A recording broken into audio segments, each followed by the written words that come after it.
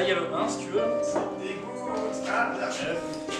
j'ai le 2 et le 6 si tu veux encore. Et là, regardez, là, il y a des symboles. Là, j'ai des trucs avec des symboles. Là, je suis sûr, Depuis maintenant 2 ans, un nouveau jeu d'équipe a fait son apparition en France. Très prisé des jeunes, l'Escape Game, ce jeu où l'objectif est de s'enfuir d'une salle en résolvant des énigmes, est devenu très populaire. Pour en savoir plus, nous sommes allés à la découverte du plus grand de Saint-Étienne, le 1909. Alors, le concept, il vient de tous les jeux en point and click, tous les jeux en pointé-cliqué. Donc ils sont nés il y a un petit moment maintenant et le premier en physique est arrivé au Japon il y a une quinzaine d'années à Kyoto. C'est arrivé ensuite en Europe par les pays de l'Est et ça s'est démocratisé en France à partir de décembre 2013. Alors est-ce que vous pouvez nous expliquer le concept d'escape game? Alors oui, bien sûr, un escape game c'est quoi? C'est un jeu d'évasion grandeur nature. L'idée c'est qu'il faut venir chez nous en famille ou entre amis, on vous enferme dans une pièce et vous avez 60 minutes pour en sortir. Donc il faut trouver des clés, trouver des codes, résoudre des énigmes pour arriver à sortir de la pièce dans le temps imparti, sachant que vous êtes vraiment plongé dans un décor et que donc il va falloir trouver des clés, trouver des codes pour arriver à sortir. Pour moi, moi je l'ai toujours défini comme ça, c'est le moment hors du temps. J'adore cette expression, ce moment hors du temps. En fait, on est plongé dans un espace pendant 1 heure dans lequel on n'a pas l'habitude d'être et on vit autre chose pendant 1 heure. Donc c'est vraiment presque l'escape est un prétexte à passer 1 heure en dehors du temps avec des amis, de la famille ou même des collègues. Et après, il y a ce côté très immersif des salles, découverte en fait, d'un monde un peu parallèle. Pourquoi 1909 Escape Game?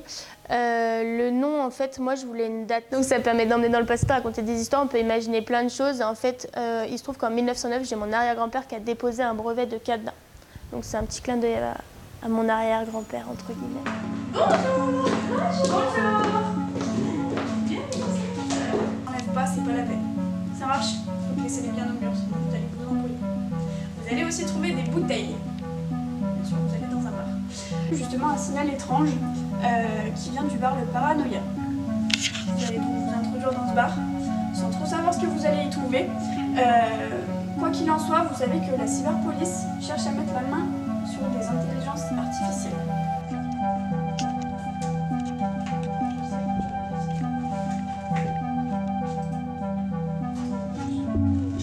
Alors moi je suis maître du jeu du coup, donc j'ai un peu pour rôle d'accompagner les joueurs tout au long du jeu.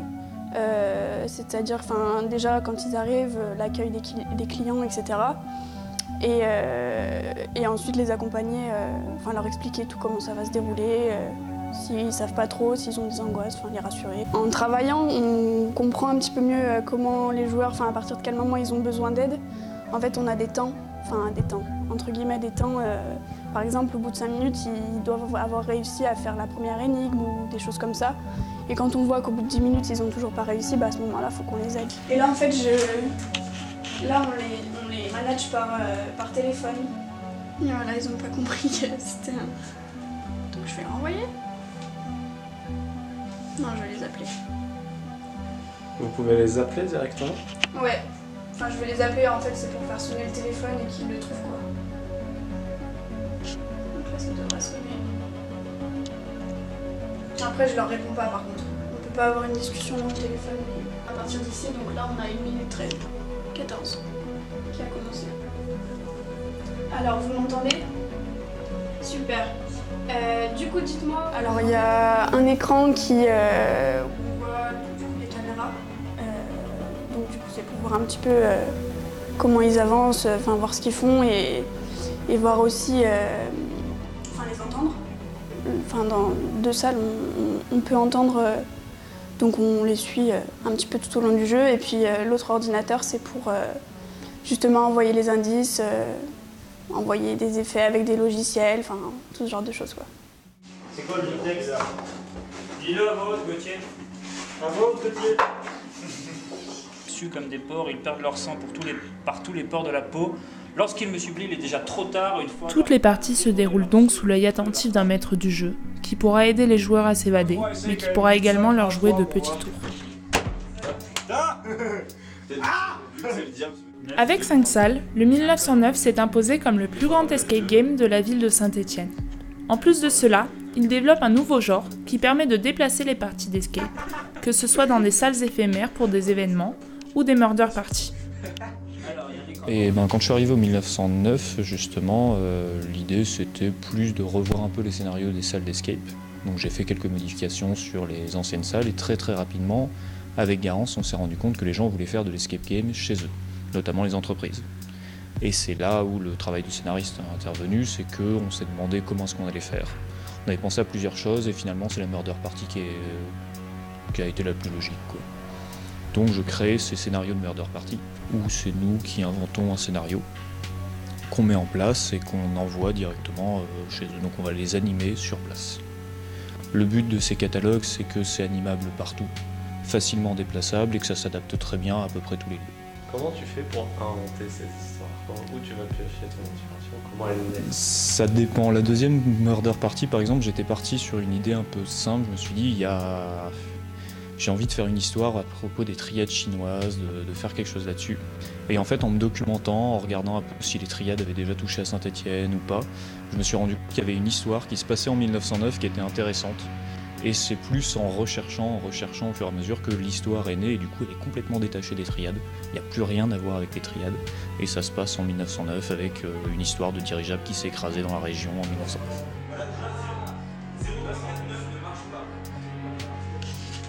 Pour aller au bout de notre découverte, nous avons intégré une partie d'escape game. Nous avons donc suivi, pendant plus d'1 heure, Gauthier et son équipe au sein de l'une des salles. Donc l'idée, c'est que vous allez être enfermés tous les 4 dans une pièce pendant 60 minutes avec un objectif commun, objectif sortir. Moi je vais pas vous dire ce que vous aurez à faire, ce sera à vous de fouiller de partout, trouver des clés, trouver des codes, résoudre des énigmes. Mais en permanence j'ai les yeux sur vous et je vous entends, je peux aussi vous envoyer des indices. Par contre je vais pas vous dire par quel moyen, ce sera la surprise. Très important dans la pièce, rien ne se fait par la force. Donc dès que vous voyez que vous commencez un petit peu à utiliser les muscles, que quelque chose résiste, vous pouvez vous arrêter tout de suite, c'est que c'est pas ça. Si quelque chose est fermé, c'est que c'est fermé. Si quelque chose est fixé, c'est que c'est fixé. S'il y a du mobilier lourd, ça sert à rien de déplacer. Allez, et bon courage. Pour les gagner une clé. Ok, c'est parti direct. Ok. Putain, ça sent l'ancien là. Bon. It's a no for me. Yes, shake that. Hey, wouhou. Mais ça dépend, parce que j'ai un cousin sien. N'utilise pas la force. Il y a un J'ai tour. pas regardé des tableaux ou pas? Il y a peut-être. Ah, c'est bon. C'est juste pour ouvrir la porte. Bienvenue les gars. Et là, j'ai trouvé des trucs. Ah, la salle était géniale. Franchement, on nous a mis dans une ambiance qui était hyper particulière, hyper... Comment dire, la salle faisait peur, mais sans faire peur, ça sentait le vieux. C'était vraiment une salle qui permettait de se mettre en immersion dans le jeu. Et non, c'était vraiment chouette. Alors la première fois que j'ai fait un escape game, c'était assez déroutant en fait, parce qu'on se retrouve seul au milieu d'une salle, on sait pas trop quoi faire, donc il faut aller chercher les indices un peu de partout. Et ça nécessite à la fois du travail d'équipe pour que tout le monde aille chercher, du partage d'informations. Ça permet vraiment de créer une ambiance de groupe pour arriver à l'objectif qui est de sortir de la salle. C'est une expérience plutôt sympa. Le concept est vachement génial pour toutes les personnes qui sont dans ce délire justement d'énigmes, de casse-tête ou même de jeux de société. En fait, là, on est dans le même système c'est le même système de ludicité en soi, mais en version grandeur nature en fait. On est vraiment plongé dans le truc, on n'est pas juste sur un jeu de plateau ou quoi, et donc c'est ça qui est vraiment génial, c'est de pousser ce truc au paroxysme pour vraiment s'immerger à fond dedans, quoi. Donc ouais, c'était le premier ressenti que j'avais eu lorsque j'avais fait ma première salle, c'était vraiment qu'on était plongé dans un univers pendant à peu près 1 heure, et que vu que ton esprit est hyper occupé à résoudre des énigmes, t'es dans le jeu, t'es à fond dedans et tu sors pas du truc, tu vois. C'est ça qui est cool. Celle-ci encore plus parce que tu changes de salle, tu débloques une porte, enfin tu débloques une énigme qui va t'ouvrir une porte, etc. Et donc forcément l'immersion elle est encore plus grande parce que t'as vraiment l'impression. La seule chose qu'on pourrait reprocher à certaines escapes, c'est que tu sais que tu rentres dans une salle et que voilà, tu as juste la salle, tu fais des énigmes dans cette salle et tu ressors. Là, ici, tu passes de salle en salle et du coup, tu as vraiment l'impression d'être dans un lieu en soi, pas juste une salle. Et donc, ouais, c'est encore meilleur, quoi. Le premier sentiment que j'ai eu, c'est, je sais pas comment le décrire. On se sent directement pris dans le jeu, justement, même si on savait que c'est un jeu assez. Enfin, j'avais déjà vu des vidéos ou des choses comme ça, mais on se prend vraiment dans l'univers. Et la première action qu'on a envie de faire, c'est direct sortir de passer à l'étape suivante, donc on se précipite un peu de partout et justement on n'a pas ce réflexe de se poser et de vraiment parler dans le premier abord. J'ai trouvé ça vraiment, vraiment intensif dans le sens où c'est vraiment immersif, on est dedans à fond et puis même si on sait que c'est vraiment assez inoffensif, on va avoir à nous faire, on est vraiment pris, on se fait surprendre et c'est vraiment, vraiment très intensif comme je dis. Ouais, j'ai bien aimé. Ouais. Je trouve ça super cool, ça demande beaucoup de cohésion d'équipe, je trouve. Il faut pas que chacun parte dans tous les sens et qu'on se parle beaucoup, mais je trouve ça vraiment bien. Ouais.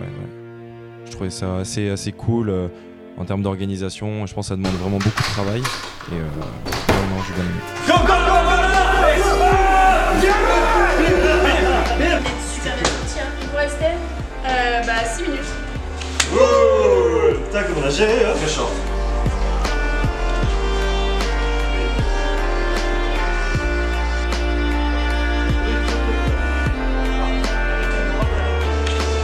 C'est stressant. C'est stressant. Pas pensé. Alors, si vous êtes à la recherche de sensations et d'énigmes, ou simplement d'un bon moment en famille, prenez 1 heure pour vous évader d'un salon, d'un bar, d'un complexe militaire ou encore d'une maison abandonnée. Mais quel que soit le scénario que vous choisirez, faites attention à ne rien louper.